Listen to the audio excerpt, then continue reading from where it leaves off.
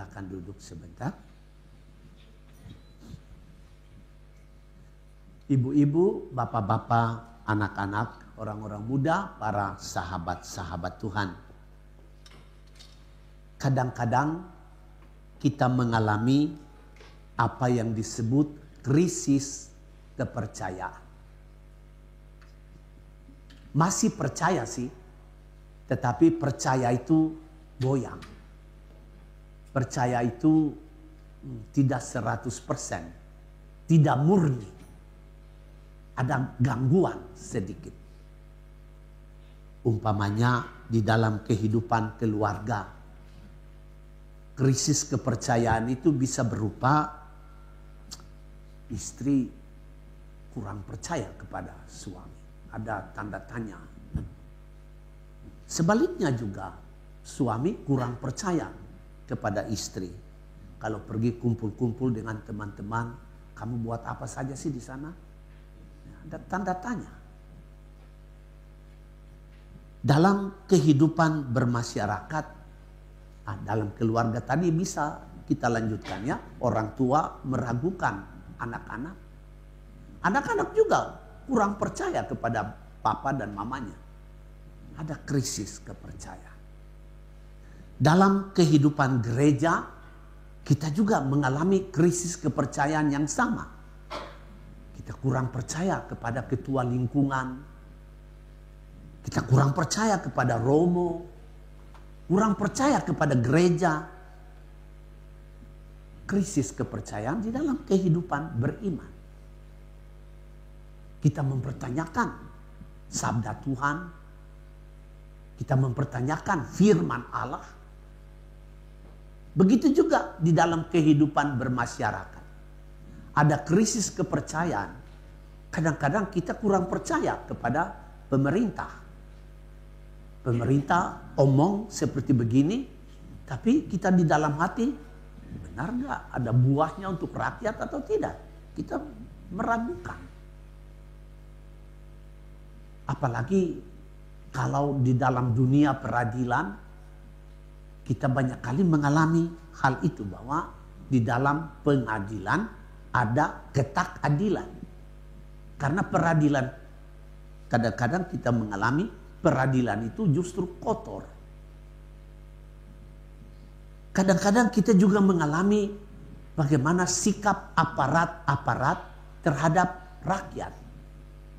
Rakyat mengalami kekejaman dari para aparat. Kita mengalami banyak hal, umpamanya kita meragukan kerja dari lembaga-lembaga. Lembaga pendidikan, lembaga medis, lembaga-lembaga yang ada. Lembaga informasi, bahkan lembaga perwakilan rakyat, kita meragukan. Jadi ada krisis kepercayaan itu. Kenapa ada krisis seperti begitu? Karena orang-orang yang ada di dalam lembaga itu, orang-orang yang menjalankan tugas yang dipercayakan kepada mereka itu tidak berlaku semestinya seperti tugas yang diberikan itu. Maka timbul krisis kepercayaan.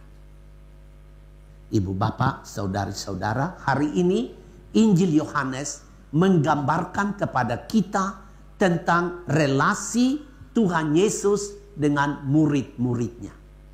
Relasi yang amat akrab, relasi yang amat intim.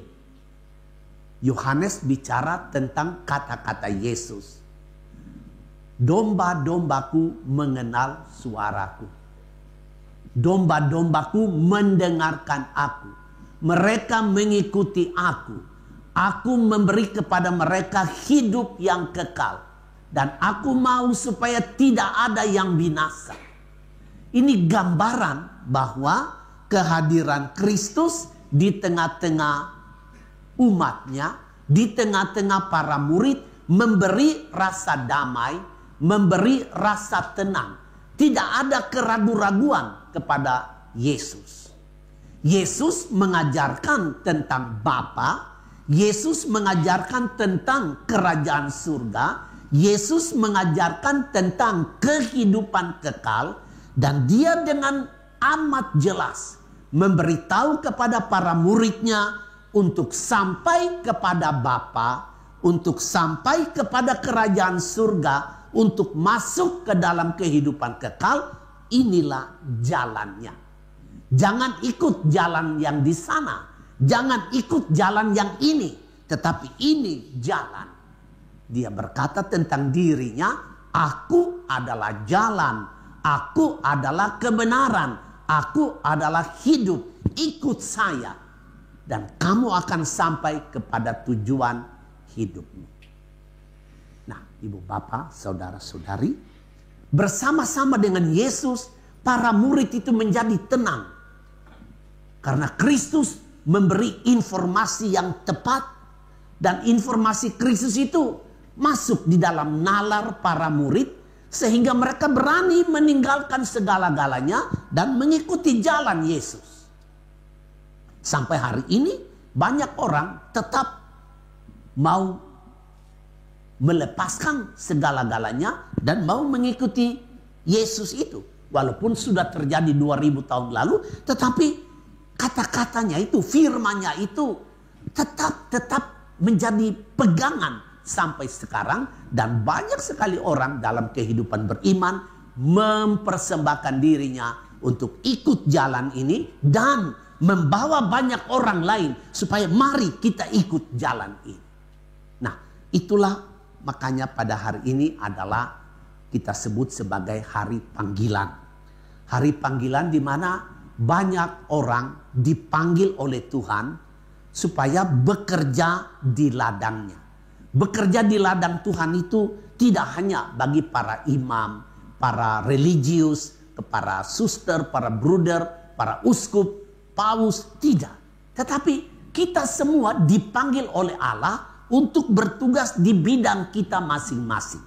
Dipanggil menjadi suami, dipanggil menjadi istri, dipanggil menjadi guru, dipanggil menjadi dokter, dipanggil menjadi pebisnis. Nah, kita punya tugas masing-masing dalam dunia kita.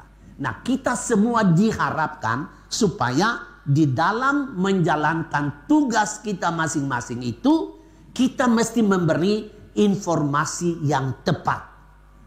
Kita sudah katakan dari awal mula dari tahun ini bahwa hidup kita adalah satu perjalanan. Hidup kita adalah satu ziarah. Dan orang berziarah itu punya tujuan ada. Dan tujuan kita itu adalah Allah. Walaupun kita berjalan ke sana menurut jalan-jalan yang berbeda. Satu menurut jalan keluarga suami istri, satu mengikuti jalan sebagai romo, satu mengikuti jalan sebagai pebisnis, satu mengikuti jalan sebagai seorang dokter. Jalan kita berbeda-beda tetapi tujuan kita hanya satu. Nah, Tuhan mengharapkan kita supaya dalam melaksanakan tugas kita masing-masing, kita memberi informasi-informasi yang tepat supaya orang-orang yang dipercayakan kepada kita karena tugas-tugas kita itu, kita membawa mereka menuju tujuan yang tepat dan benar. Sampai kepada tujuannya oleh karena informasi-informasi yang tepat dalam kehidupan kita. Dan informasi kita yang tepat itu bukan hanya kata-kata kita, tetapi kata-kata yang disertai dengan tindak tanduk yang benar, yang sesuai dengan kata-kata kita itu. Dalam bahasa Latin ada satu pepatah yang amat indah, dikatakan begini, verba docent, kata-kata mengajar, tetapi exempla trahun, tetapi teladan meyakinkan. Jadi dalam memberi informasi kepada orang-orang yang dipercayakan kepada kita, kata dan perbuatan kita itu harus sama dan harus satu. Tidak bisa kata kita begini, tetapi tingkah laku kita tidak sesuai dengan kata. Nah, ini adalah informasi yang menyesatkan. Informasi yang membodohi. Informasi yang membiarkan ketidaktahuan terpelihara. dan akhirnya orang semua jadi gelisah, orang semua menjadi tidak tenang karena informasi-informasi yang salah dan tidak benar. Kita mohon dalam misa kudus ini supaya di dalam kehidupan beriman kita, Tuhan memanggil dan menugaskan banyak orang yang dapat menuntun semua orang menuju jalan yang baik dan benar. Amin.